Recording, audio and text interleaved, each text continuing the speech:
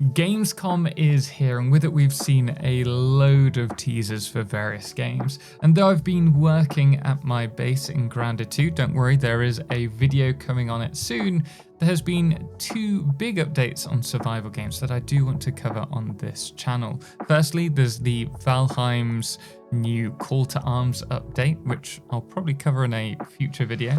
And secondly, Enshrouded's 7th update, Wake of the Water, and there is a ton of information for us to break down from this single 1-minute video, and it really does tease a huge update coming to Enshrouded this October that might even be comparable, if not better, than the Albanese Summer update, which was the last major update to include a whole new biome, and that was released 10 months ago in November last year. And with new biomes, obviously we can expect new resources, harvestables, weapons and buildables, many that you're going to see in the trailer breakdown. But the biggest change of all is the introduction to water to the game, and I expect it will work very differently to the terrain pieces that we've been playing with so far.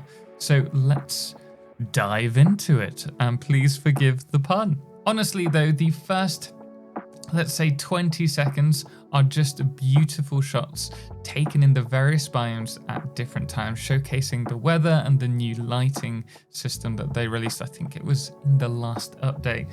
But the actual teasers start around the 20-second mark. Now immediately we jump into a biome filled with palm trees, sun-bleached rocks, and the light blue glisten of water reminiscent of the cenotes of Mexico and the jungles of Central America. And we can see some hints at various bamboo buildings, some sunken in the water, along with stone build pieces which have been kind of ensnarled and taken back by nature.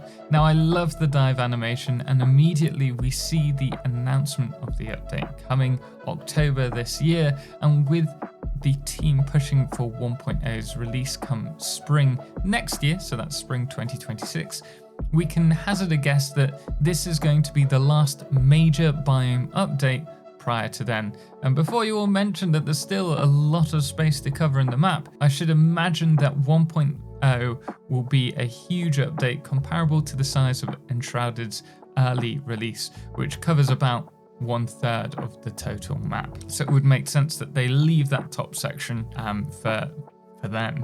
The clip following shows 3 key points that I want to bring to the table. Firstly, not only do we have a water biome, but more importantly, we're not just able to swim in it, we can actually dive and swim under the surface, which means there's a lot of potential for a much larger biome, even if it's not that big in terms of map space, because just imagine they could expand downwards if they wanted to. Secondly, there looks to be a new harvestable plant under the water, and we also have fish added, which suggests at the very least we'll see some new forms of food.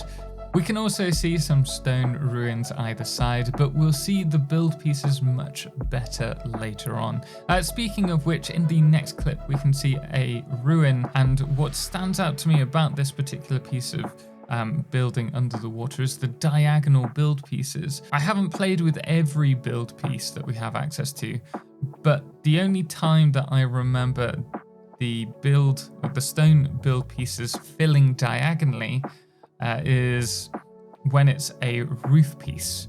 So I'm a little bit surprised with that, and hopefully that means that we have access to some way of placing diagonal build pieces in the new update. Now, as with new biomes, we can also expect new enemies, and with this one it would seem there is the amphibious lizard men, which also bears mentioning that the plant that we can see in the lower left may also be a harvestable one, or perhaps it's just part of the biome's terrain.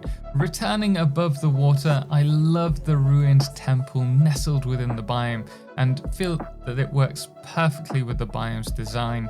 It's worth pointing out that this could well be a new buildable that we have access to, but this isn't one of the build pieces that we see being used later on. It's a different piece. We can also see the mangroves and the palm trees a little clearer now, and I'm pretty sure these will be the new wood types, or at least one of them will be a new wood type that's available to us, given the wood-based build pieces. Now in the following shot, it looks like we're inside a temple, whether it's the one that we saw previously or a new one, but there are two really interesting points.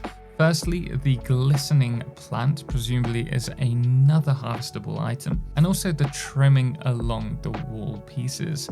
Though reflecting the green currently, these are actually golden trimmed build pieces, which we can see later on, which could mean that gold is a new metal that we'll have available to us. After all, we already have silver in the game. This could come in the form of digging out the stacks of gold here that we can see surrounding the chest. We might have to do that with a pickaxe, similar to how you dig out the bones in the hollowed halls, or perhaps it's an ore that we can find and will refine later on. Now jumping outside of the temple, we're going toe to toe with the new lizard men enemies. Now I really like the design of these particular enemies, and I love the glass blade-like weapons and also the jade-like armor pieces around their arms. The other important point to pick out here is it looks like we also have access to new two-handed great sword style weapons, and no doubt there will be a handful of different variants that are available if that is the case. And another thing to mention is we get a close-up of the bamboo floorboards that presumably we can build later on, as you will see in a couple of clips time. But the biggest reveal in my opinion was at the 40 seconds mark, when the explosive arrow tore through a wall, showcasing the beautifully designed voxel terrain system in Enshrouded. But more importantly, the water then gushes into the build, showing that there will be water physics in the game. This could suggest that water won't necessarily be a placeable item, though perhaps we'll have the means to place it at some point, but rather, if we want to use water within our bases, we're going to need to channel the water to our builds. Thankfully, we can pause these particular frames and break them down further.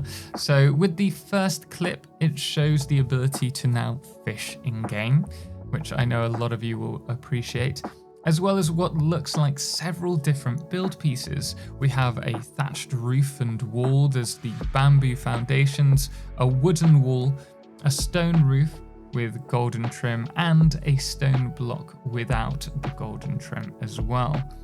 The following shot is even more revealing, in that it shows two more build pieces, the stone with the gold trim along the top, and then the wooden pieces with the lizard trim.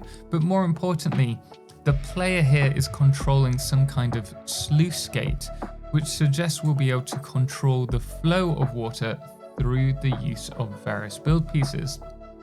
And this could point to us being able to use water similar to how we would use power. Perhaps it's a little bit far-fetched, but I don't see why they'd add a sluice gate to allow the control of water if we weren't going to be able to use it somehow. Now we then see the water being channeled between a building with a diagonal stone roof, the stone walls with gold trim, and the new wooden build pieces, and the wooden thatch, and it feels very natural the way everything works together. Following on from this, we do see some of the lizards from the Black Mire's oily swamps actually swimming around in the open water, so we can expect their return to this beautiful biome, and it's nice to see them fully animated.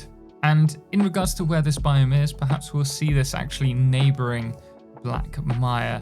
It wouldn't surprise me, given that there is that middle section of the world that's yet to be revealed to us, and it makes sense to fill that in and then leave the rest for 1.0, as I mentioned at the start of the video. And then the following shots, we see the ranger running through a beautiful bambooed path but to a flame altar, but I don't see anything really different there, other than it looks like they're heading to where this new ferocious lizardman enemy is, and perhaps like the Vulca, we'll actually have some new skills that will allow us to live peacefully alongside them, perhaps.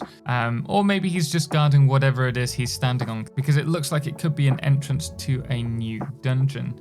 Regardless, the video has got me on the edge of my seat, and I'm dying to jump back into Enshrouded to see what we can do with the water come October. But let me know your thoughts. Was there anything that I missed? And more importantly, do you think we'll hear anything from Light No Fire before the end of Gamescom? Anyway, guys, thank you so much for watching, and I will see you in the next one. If you're wondering what to watch next, why not check out my farming guide in Enshrouded next, or my build guide? The choice is yours.